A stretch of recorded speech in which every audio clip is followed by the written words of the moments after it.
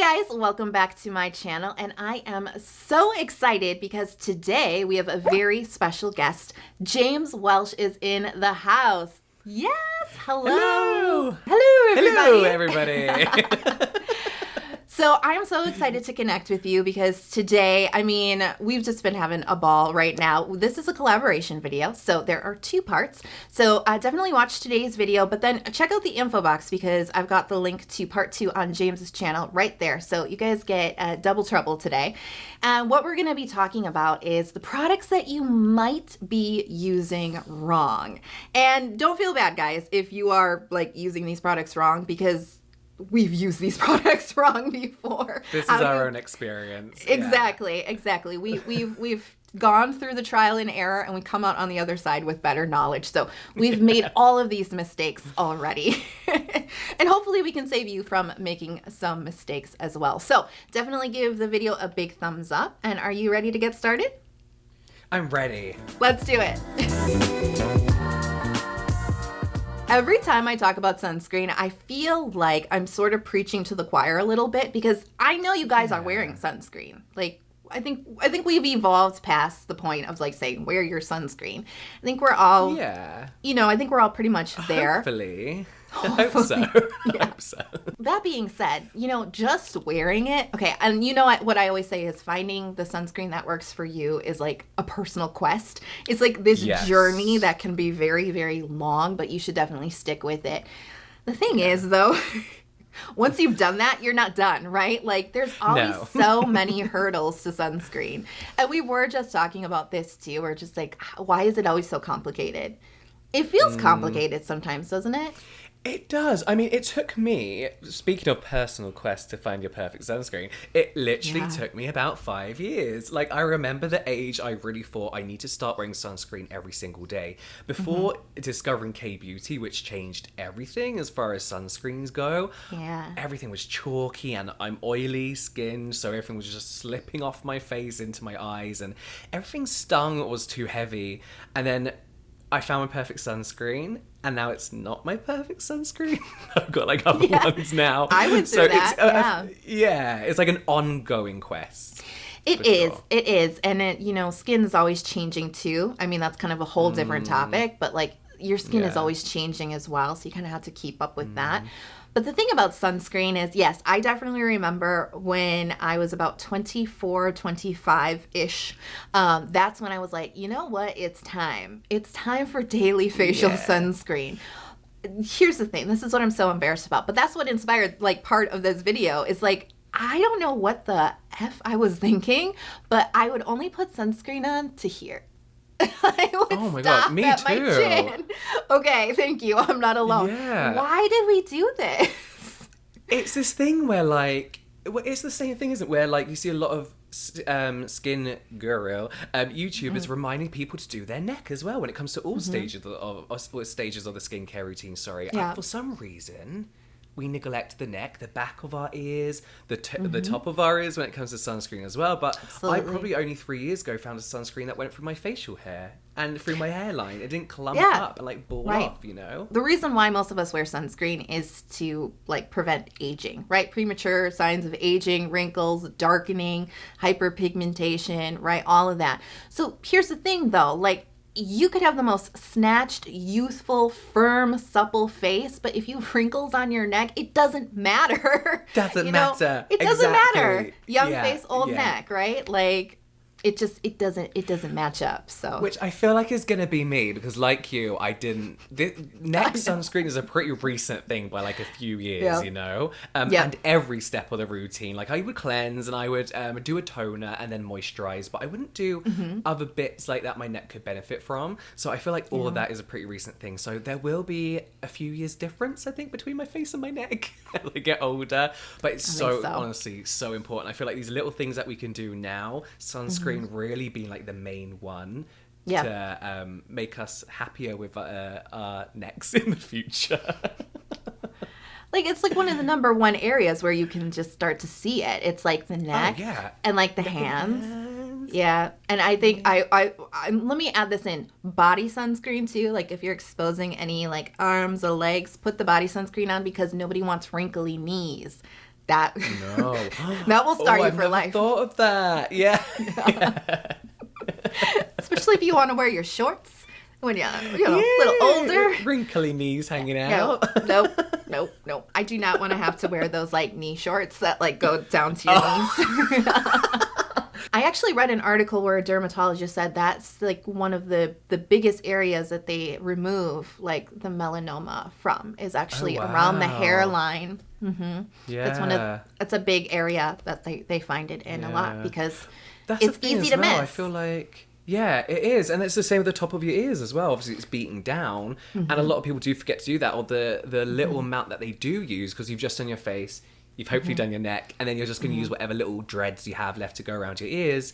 Is not enough protection. So, and that's why so many people get burnt. They get dry, like, tops of the ears as well during summer as well, because you need it there as well. And I know it's tough, because some sunscreens can be horrible. They can be absolutely horrible.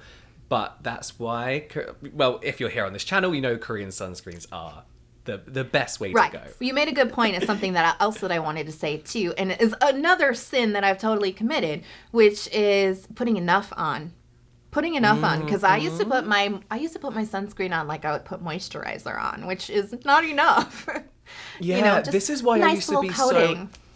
Yeah, and I never used to be against like moisturizers with SPF or makeup with SPF. What I was against was that when you have SPF in things like that, you're not likely to put enough on, if that makes sense. Yes. So, of course, like with your sunscreen, you might not be putting enough on. But I feel like with moisturizers and makeup, it's hard to judge how much you really are putting on and how much coverage you're getting, because you don't use that much. There's this great blogger. I don't know if you have heard of her, 50 Shades of Snail? Yes. 50 Shades, She has this fantastic method that I feel like is kind of foolproof in a way. And maybe you end up putting on a little bit more, but in this instance, more is more.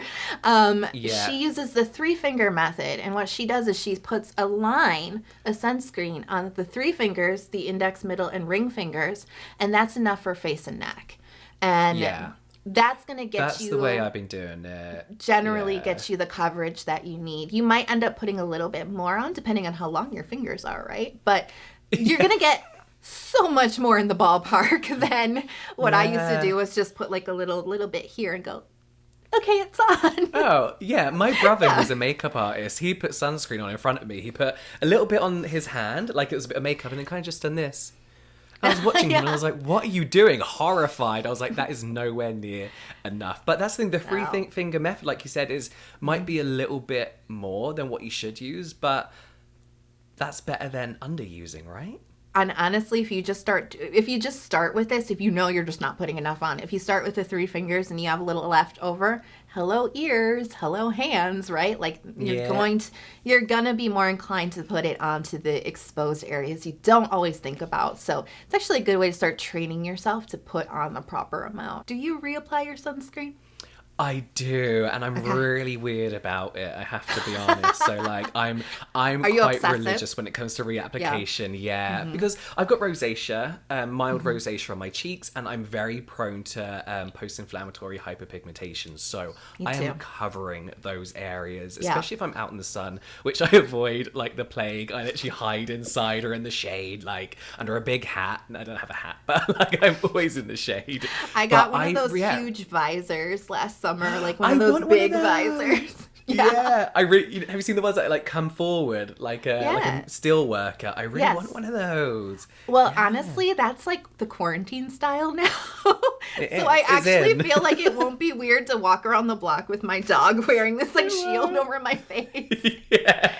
It's more socially acceptable now. It's true. That's true. Okay, so here's one that not gets to me, because I used to do it, but for me now, I'm seeing this everywhere, and I've talked about this on my channel a few times, but this is multi-masking, which isn't something I do a lot, but I do think it's a good thing to do if you have like for me, for example, I have a very oily T-zone, but I have a dry cheek area that's prone to irritation, so multi-masking would be perfect for me.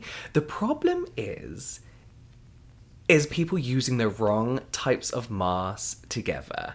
So one thing I see all the time, the main example is the under eye patches with a clay mask. So what you're doing there is you're using something that should be a leave-on mask, the eye patches, with something that is a wash-off mask. And the amount of time that you're leaving that wash-off mask on for, hopefully only like 10 minutes before it really, really dries out on your face, your patches, the serum from your patches isn't having enough time to actually do anything, and your skin isn't reaping the benefits from the serum that the eye patches are usually dunked in. You're not actually getting the benefits of that product, so you're just rinsing away everything, and you maybe just got the benefits from the clay mask, but you wasted all your money on the eye patches because you're not using that serum. So one thing I see all the time, it's some like a trend that's become quite popular on like Instagram and TikTok and stuff, and I just see it all the time.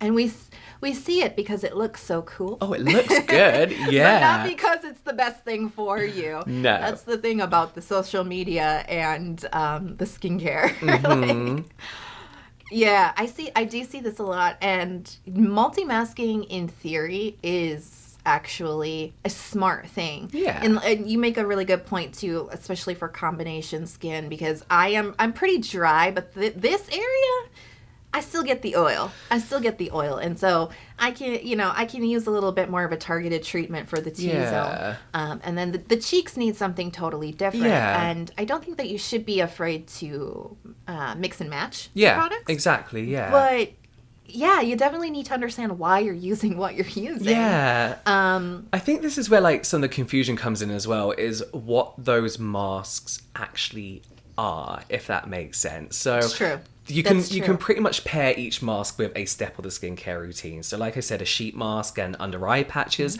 and even those lip patches is your serum stage, pretty much. The peel off mask is pretty much an exfoliation stage. And I feel like a clay mask is pretty much a cleansing type of stage. Like I use it mainly for my oils. I would only use it there. So it's just to take away those excess oils. So then you have to think what order you would use that in and what ones you would really use together. So you do your clay mask first, which I personally, unless I was doing it with like a rinse off, you get those really nice rinse off masks that are more creamy kind of moisturizers, but I don't think moisturizing wash off masks makes sense. If that makes sense. Do you know what I mean? Like I feel like they're a bit of a weird combination. So I would use a clay mask. I would then go in with a peel off, and then if I was going to multi-mask anything, it would be different types of clay mask, different types of wash off moisturizing masks, or the most popular one is a sheet mask with the eye patches. I find that the sheet mask never gets under here, so that is probably the only time I multi-mask, really.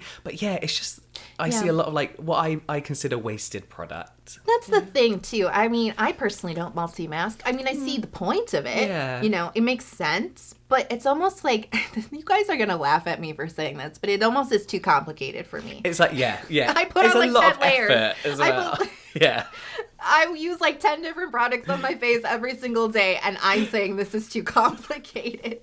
But it is. Like, it kind of is. And it's exactly what you say. It's like matching up all these different products and all the masking times and the actual functions of the mask. It's just, where's the benefit? I'm not exactly sure. Are we at the point where we have to start discerning if this is being done for the gram, right? Yeah. Instead of for the skin? Yeah. I think a lot of it is done for the gram, and for the talk. Is that what the kids say? For the tack. I think so. For the do it for the Vine, but do it, yeah. With the Vine generation. I reserved my TikTok name, but I don't know what to do on it, so I haven't done anything. There are some really nice, like, aesthetically pleasing like videos on there. But again, speaking of like just doing multi-masking for the gram, for the TikTok, there's a lot of misusage on it, and I feel like a lot of it is done on purpose, like the multi-masking. Like we said right at the beginning, the clay mask with the eye patches looks good. It's not beneficial, mainly, but it looks good in a picture or on a video, and I feel like that's something that's becoming very popular with skincare on social media. That actually, it makes it confusing. Like, it makes it harder for, like, non non-talk people, right? Just normal people to figure out how they should be using these products. Yeah. And I think that we do overcomplicate things. This is actually a really great segue into what I wanted to talk about, which was layering your products. Because we almost want to complicate skincare. Like, I mean, it can be complicated. I'm not saying that it's, just slap it on and go. But I think that we overcomplicate it, and we make it harder for ourselves.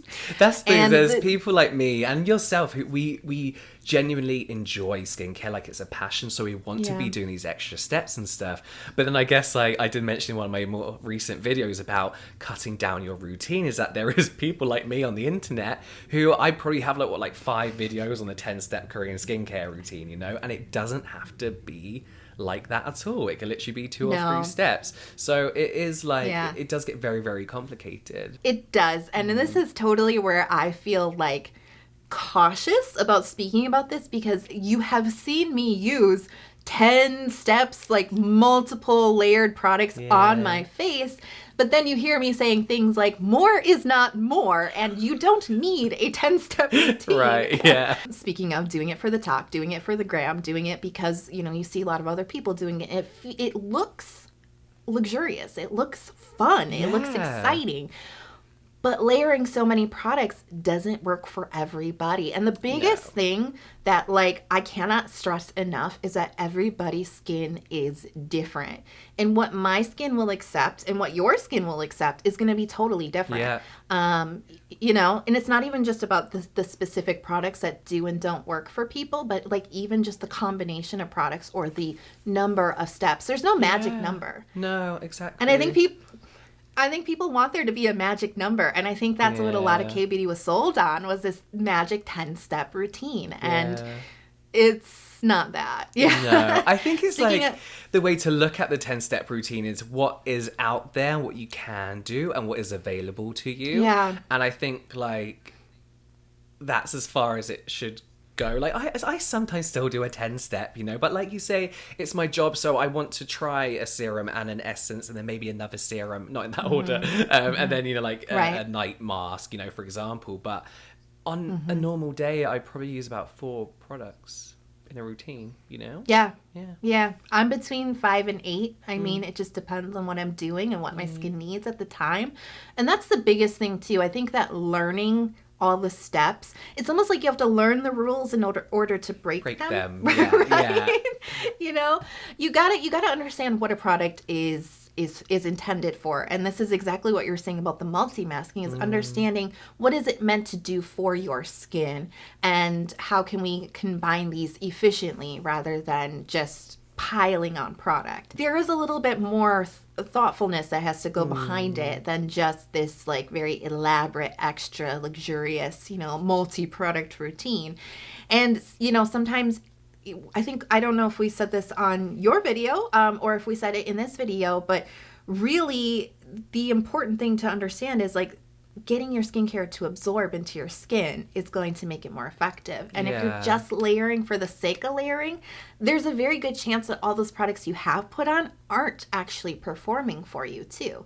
So the biggest thing I tell people is, if you're waking up in the morning with it feels like a thick layer of skincare still on your skin and it hasn't absorbed, that's a real big sign that you might need to scale some stuff back. Yeah, there's a real difference between waking up with glowy skin, plump skin, and waking up with literally your moisturizer still hanging around, and peeling off your skin. Yeah. That's one thing I used to do a lot of, is piling up what I thought was the most important product in my routine. So going way beyond what I had to use for a serum for it to be effective. So, because serums, we know how potent they are, and ampoules especially how potent they are. But I'd be drop a, put it all on, do another layer. Layering more was going to make it more effective, when in fact it doesn't. Your skin will take what it needs almost. I mean, it will absorb what it can. So then if you're doing excess moisturizer as well, start with a tiny bit. If you need more, you can add more. If you need less, you can't take it off again. Do you know what I mean? Like, it's one thing I used to do is like pile on, think it'd become more effective because there was more on my skin.